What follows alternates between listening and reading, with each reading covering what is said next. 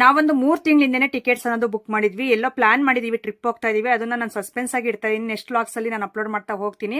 ಇವತ್ತು ಬಂದ್ಬಿಟ್ಟು angel beauty ಸಲೂನ್ಗೆ Pavagada ಬಂದಿದ್ದು. ಹೇರ್ ಕಲರಿಂಗ್ ಮಾಡ್ಸೋಣ, ಮತ್ತೆ ಐಬ್ರೋ ಮಾಡ್ಸೋಣ, ವ್ಯಾಕ್ಸ್ ಮಾಡ್ಸೋಣ ಅಂತ ತುಂಬಾ ವರ್ಕ್ ಇತ್ತು. ಹಾಗಾಗಿ ಟ್ರಿಪ್ ಸಲುವಾಗಿನೇ ಮಾಡಿಸ್ತಾ ಇರೋದು. ಹಾಗೆ ಗ್ರೇ ಹೇರ್ನು ಆಗಿತ್ತು ತಲೆಯಲ್ಲಿ, ಅದಕ್ಕೋಸ್ಕರ. ಸೊ ಇಲ್ಲೇ ಒಂದಾದ್ಮೇಲೆ ಒಂದು ತುಂಬಾ ಚೆನ್ನಾಗಿ ಮಾಡ್ಕೊಡ್ತಾಳೆ. ಹೇರ್ ಕಲರಿಂಗ್ ಆಗಿರ್ಬೋದು, ವರ್ಕ್ ಮಾತ್ರ ತುಂಬಾ ಚೆನ್ನಾಗಿರುತ್ತೆ. ನಾನು ಸಲೂನ್ಗೆ ಹೋಗೋ ಅಷ್ಟರಲ್ಲಿ ಎಷ್ಟು ಮೇಕಪ್ ನ ಅಟೆಂಡ್ ಮಾಡ್ಕೊಂಡು ಬಂದಿದ್ಲು ಅಂತ ಹೇಳ್ತೀನಿ ನೋಡ್ರಿ. ಕತ್ಕತ್ನಹಳ್ಳಿಯಲ್ಲಿ ಒಂದು ಬ್ರೈಡ್ ಮಾಡಿದ್ಲು, ಮತ್ತೆ ಓಬಳಾಪುರದಲ್ಲಿ ಒಂದು ಬ್ರೈಡ್, ರಂಗಸಮುದ್ರದಲ್ಲಿ ಬ್ರೈಡ್, ಲಿಂಗದಳ್ಳಿಲಿ ಸೈಡ್ ಮೇಕಪ್, ಚೌಟ್ರಿಯಲ್ಲಿ ಅದನ್ನು, ಪಾವಗಡ SSK ಸೈಡ್ ಮೇಕಪ್, ಮತ್ತೆ ಪಾವಗಡ ರೊಪ್ಪದಲ್ಲಿ ಸೀಮಂತ, ಮತ್ತೆ ಪಾವಗಡ ರೊಪ್ಪದಲ್ಲಿ ಗೃಹ ಪ್ರವೇಶ. ಇಷ್ಟೆಲ್ಲ ಮೇಕಪ್ಸ್ ನ ಅಟೆಂಡ್ ಮಾಡ್ಕೊಂಡು ಮತ್ತೆ ಇಷ್ಟೆಲ್ಲ ನೀಟಾಗಿ ಪೇಷನ್ಸಿ ಆಗಿ ನನಗೆ ವರ್ಕ್ ಎಲ್ಲ ಮಾಡ್ಕೊಟ್ಲು. ತುಂಬಾ ಖುಷಿ ಆಯ್ತು.